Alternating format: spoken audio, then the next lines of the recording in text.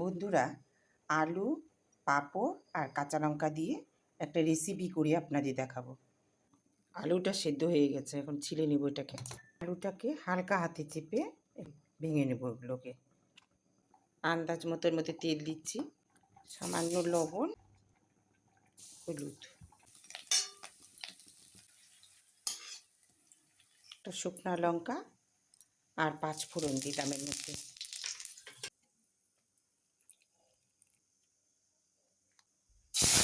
মশলাটাকে ঢেলে দিলাম এর মধ্যে। ভাজা আলুগুলো দিয়ে দিলাম এর মধ্যে। এখন ভালো করে নেড়ে চেড়ে কষিয়ে নেব। কষানো হয়ে গেছে, এখন এর মধ্যে একটু জল ঢেলে দেব। জলটা আন্দাজ মতো দেবেন, যতটা ঝাল খেতে ইচ্ছা করবে সেই আন্দাজে কাঁচা লঙ্কা এর মধ্যে দিয়ে দিবেন।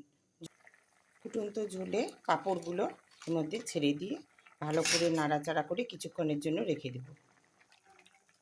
আমার আলু আর পাঁপড়ের রেসিপি হয়ে গেছে। হাতের কাছে কোনো সবজি না থাকলে এইভাবে তাড়াতাড়ি বানিয়ে খেয়ে দেখবেন। ভালো লাগলে ভিডিওটা লাইক করুন।